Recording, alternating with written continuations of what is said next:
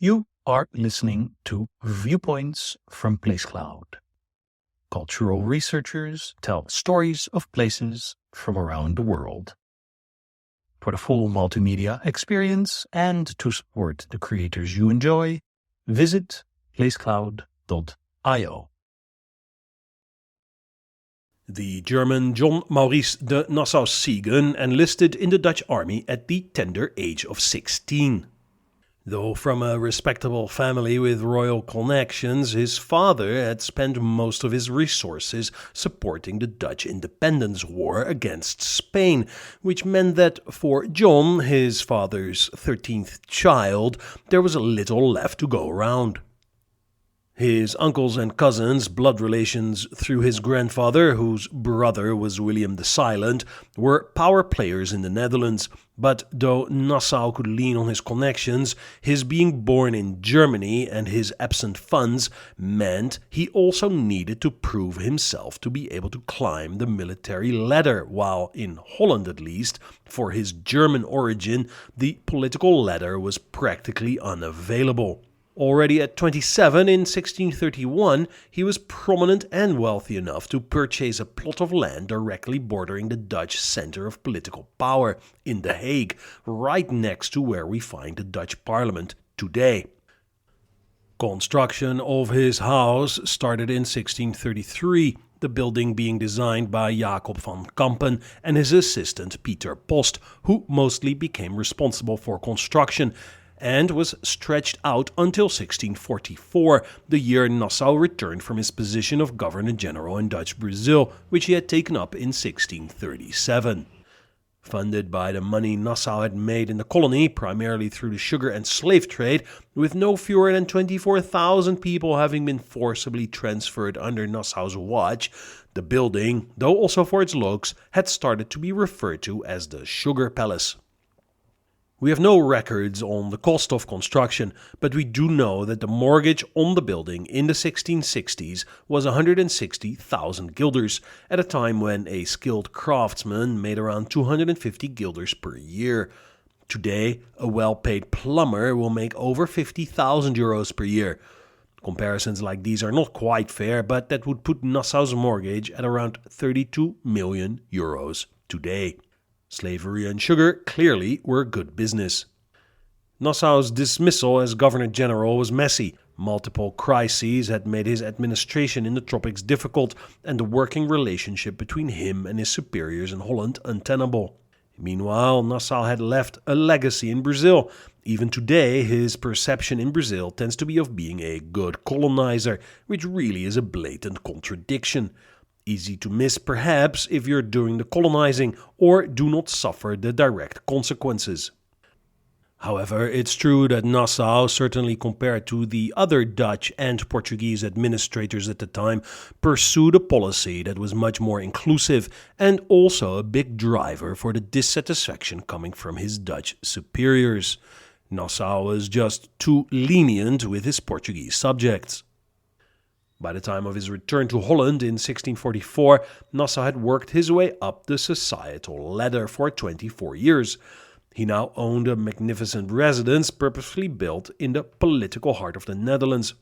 He was wealthy and had run the Dutch colony of Brazil for 7 years, in a position functionally very similar to his cousins in the Netherlands, who were stadtholders of the Dutch provinces. Yet arguably his challenges in Brazil, with limited resources, a much more diverse and disparate population, and the, for him, great unknown of a largely unexplored continent with unknown peoples, flora and fauna, were of a different level from what his cousins had to face in Holland. So, after his return from Brazil, before Nassau went and reported back to the Heren 19, his superiors at the West India Company, Nassau threw a party at his residence in The Hague. Was it purely for the spectacle, to show off his wealth, or was it to give his audience a hint of the truly exotic nature of his 7 years in the tropics, to perhaps justify his attained stature, not just in his own eyes, but in the eyes of the Dutch elite? These were the 1600s. The sins of slavery and exploitation in the heart of empire were inconsequential, even commendable. But likely, for Nassau, money was primarily a means. After all, he had brought painters and scientists with him to Brazil, a major cause for the man's lasting legacy. Returning to Holland, he had brought with him 11 indigenous Brazilians for an unconventional party in the Mauritshuis, where many of his Brazilian treasures were now installed.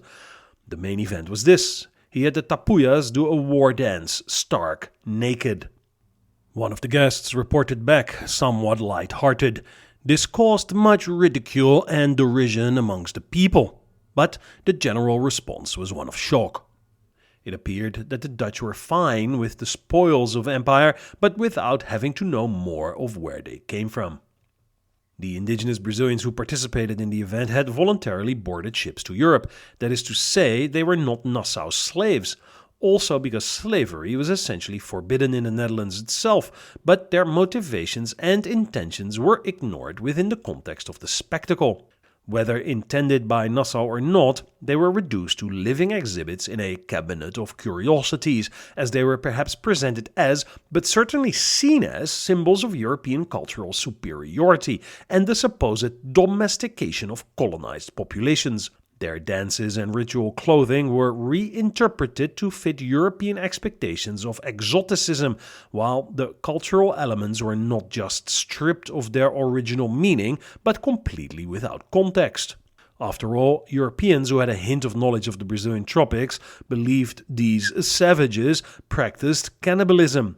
Unfounded, but reinforced by some of the paintings that had come from the New World, including those by Albert Eckhout, one of the painters Nassau had brought with him to Brazil, playing into a Eurocentric and dehumanizing vision of the savage South. The performance, carefully orchestrated by Nassau, took place in a darkened hall, illuminated by candles and surrounded by stuffed animals, indigenous artifacts and other objects brought from Brazil. This setting served the purpose to impress the Dutch elite and demonstrate his mastery in the tropics in control and civilization. Meanwhile, the images produced by artists like Eckhout and Frans Post perpetuated visual stereotypes of indigenous peoples as savages, reinforcing a Eurocentric vision in the European imagination. In addition to inanimate objects and live animals such as red parrots, Nassau had also brought headdresses and cloaks to Europe, many of which had been taken from indigenous ceremonies. It's difficult to fault savages, that is the Dutch, for their lack of understanding, but using these materials as decoration, so easy to see for us today, minimized their cultural and spiritual importance they had in their natural surroundings, instead transforming them into symbols of power for the European elite. Although Nassau is remembered as a humanist prince for his promotion of the arts, sciences, and religious tolerance, he also institutionalized deeply violent practices in Dutch Brazil. His administration intensified the African slave trade and the exploitation of sugar plantations.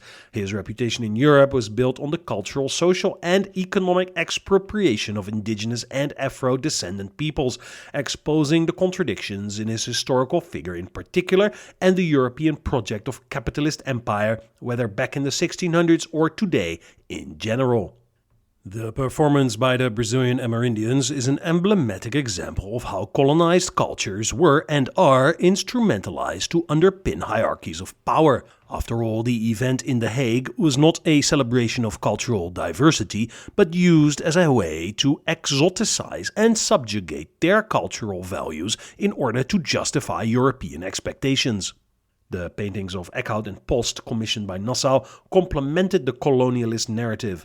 Though Nassau's painters were the first to unlock the visuals of the New World to a large audience, particularly in how they depicted indigenous peoples free from tattoos or body paint, they entrenched a view that played into the vision of Europeans as being superior, the paintings becoming political instruments in themselves. We don't know how conscious Eckhout was in making the decision to not depict his subjects with tattoos or body painting, but fact is that as such his paintings aligned his representations of the indigenous population with European aesthetic tastes, almost as if they were scientific illustrations, providing a more clean and docile representation of these noble savages ready for European civilization while removing their own cultural autonomy. Strikingly, there is no known record of what happened to the 11 Tapuyas after their performance at the Mauritshuis. Did they stay in Holland? Did they head back? If so, did Nassau pay for their passage? We do not know. The Mauritshuis today is a successful museum. It houses The Girl with the Pearl Earring and View on Delft, both by Vermeer, as well as a number of other impressive works, forming yet another spectacle. Until 2017, a bust of Nassau, the same we find today on Republic Square in Recife, was quietly removed from the foyer of the museum as a consequence of the growing controversy as to how the Netherlands should deal with its slave past. Right-wing members of parliament complained about the removal, and the museum responded in true Dutch fashion, saying that the bust was a replica, so not a piece of art, but a relic. Somehow, this diversion closed the discussion, implying that, as a relic, there was no value or indeed spectacle associated with it.